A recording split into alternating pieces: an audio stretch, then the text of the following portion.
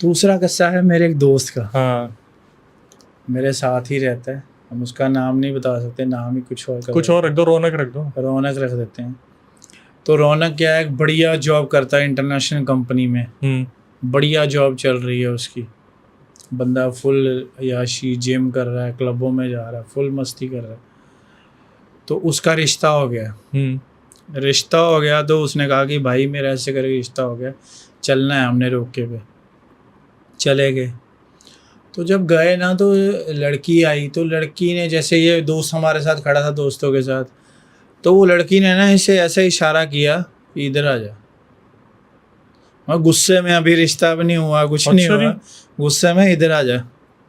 तो जब रोका वगैरह करके आया, मैं दोस्त को बोला, मैं कहा भाई सोच ले, मुझे सही नहीं लग रहा कुछ। वार्निंग दे दी थी आपने? वार्निंग दे दी।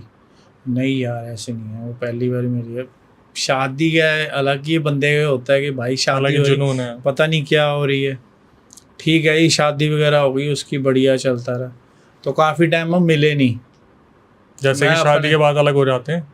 शादी अपने के बाद अपने- उसकी एक पर्सनल लाइफ होगी, हाँ। वाइफ को ही घुमाना। पहले हमने घूमना इकट्ठों ने, तो उसके बाद अब वाइफ के लिए टाइम। रहते हुए आसपास ही थे, थोड़ी दूरी पे। तो काफ़ी टाइम बाद मैं भी अपनी लाइफ में बिजी था, एंजॉय कर रहा था। तो एक बार ही मिला वो, जो बंदा की अच्छा बिल्डअप शरीर, सप्लीमेंट खाने, बढ़िया खुराक खानी, खा खू के बिल्डअप था। और जब मैंने उसकी हालत देखी, मैं कहा तुझे क्या हो गया? मैं कहा ये शादी के साइड इफेक्ट है। कितने टाइम का गैप हो गया था मिले हुए? ये 1.5 साल बाद मिले हैं। भाई साहब, 1.5 साल बाद। मैं कहा तुझे क्या हो गया? कह रहा बस यार क्या ही बताऊँ। मैं कहा क्या हुआ, बता दो सही।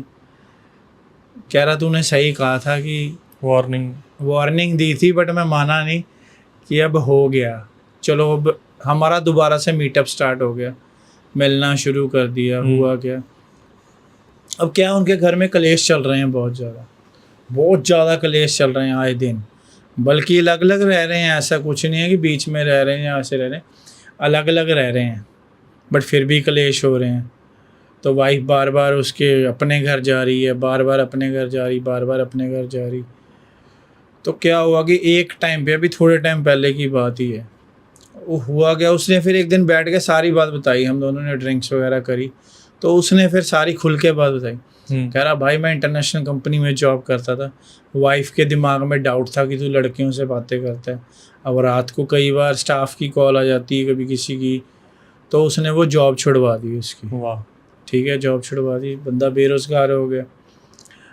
बेरोज़गार हो गया तो देन उसके बाद बंदे ने फिर ट्राई करता रहा जॉब्स वगैरह की, कभी कहाँ, अब घर तो चलाना ही है। ठीक है, एक बेटी है उसकी, घर चलाना ही है। चलाते चलाते चलाते उसको एक जगह जॉब मिली, तो जैसे ये चिकन शॉप्स होती हैं, तो वहाँ लग गया वो, चलता रहा बढ़िया। उस बंदे ने काम करता रहा उसके साथ। रात को आ रहा है, तो आते हुए बाइक पे था, गाड़ी वाले ने साइड मारा, 2 फीट ऊपर काफ़ी ऊंचाई पे गया वो, नीचे गिरा। तो उसने मुझे कॉल की कि भाई ऐसे करके एक्सीडेंट हो गया, तू फटाफट आ जा। मैंने गाड़ी उठाई, फटाफट उसको उठाया, हॉस्पिटल ले गए। तो वहाँ डॉक्टरों ने नॉर्मली ट्रीटमेंट करके भेज दिया। बाद में पता चला कि उसकी ये जो चीज़ थी ना, हाथ की राइट साइड की, वो पूरी फ्रैक्चर हो गई थी। और डॉक्टरों को पता नहीं हड्डी चला? नहीं, डॉक्टरों ने तो वैसे कहा, गर्म पर वो कर दी कि हुआ होगा, मांस फटे गया होगा, कुछ होगा। वो तो एक्सरे वगैरह कराए, उसमें फिर चीज़ ये सामने आई। भाई बंदा परेशान। फिर उसके रेगुलर टच में हो गए हम, रेगुलर टच में हो गए। देन क्या हुआ कि जैसे बंदा अपने नीचे फ्लोर पे बैठा है, अब वो मम्मी उसकी कह रही चल तू ऊपर आ जाएगी, कोई देखने आता तो तेरी टेक केयर तो कर लूँगी। उस बात पे भी कलेश हो रहा है घर में कि तू ऊपर क्यों जा रहा है मदर के पास अपने, तू मेरे पास रह।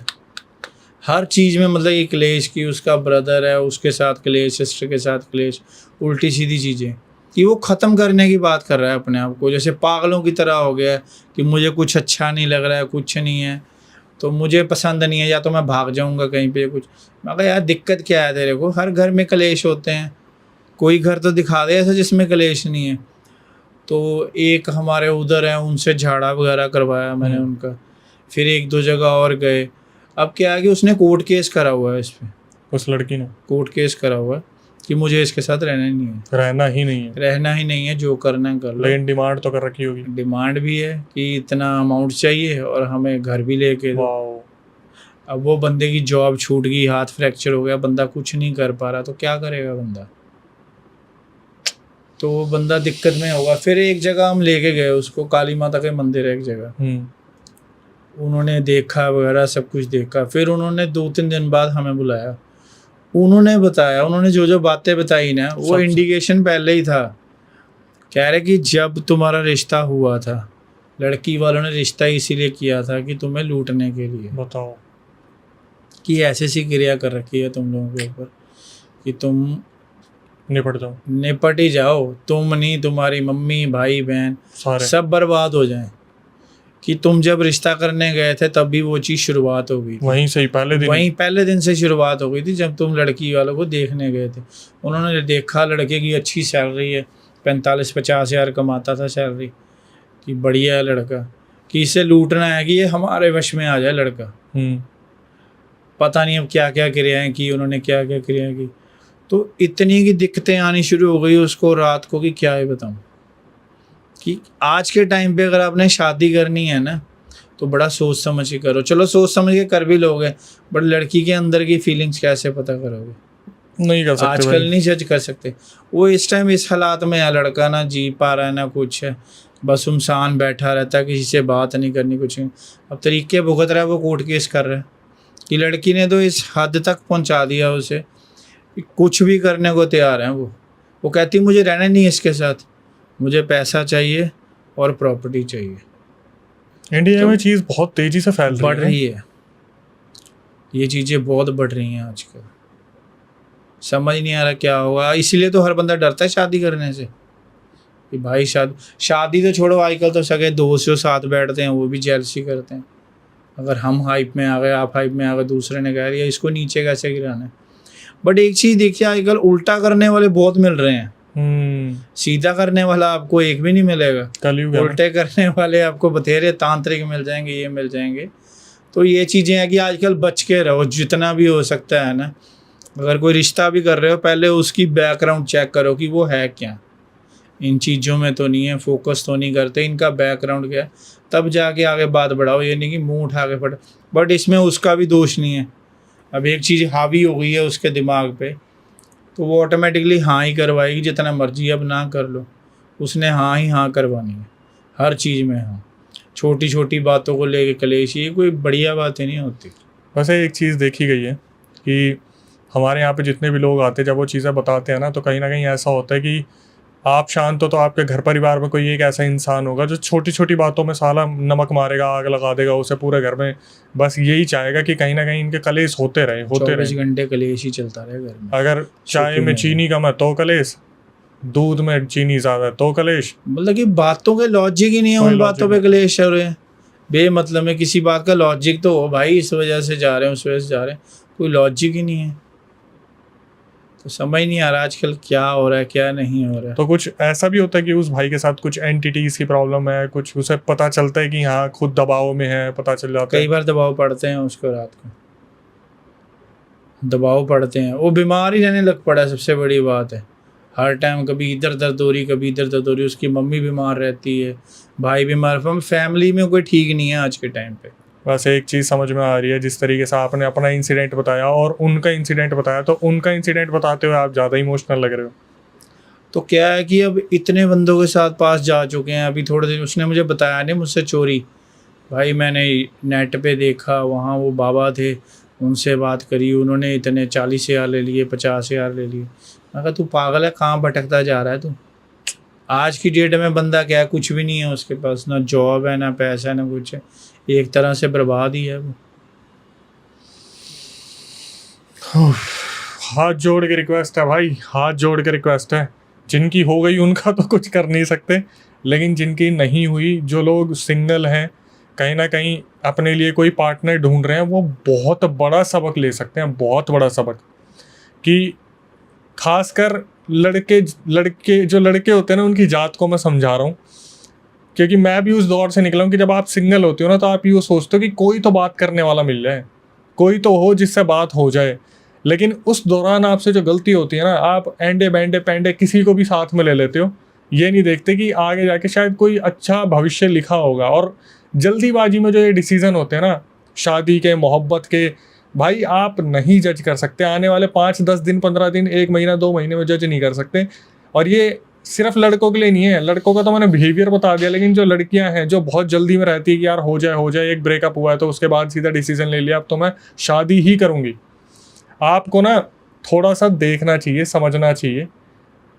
कैसे जज करोगे? अपने पेरेंट्स से एडवाइस लो, अपने जो समझदार दोस्त हैं उनसे एडवाइस लो, जो ऑलरेडी शादीशुदा उनसे एडवाइस लो कि कैसे पहचान हो सकती है। जल्दीबाजी में अपना कटवा मत लेना, ये एक बहुत बड़ी एडवाइस है।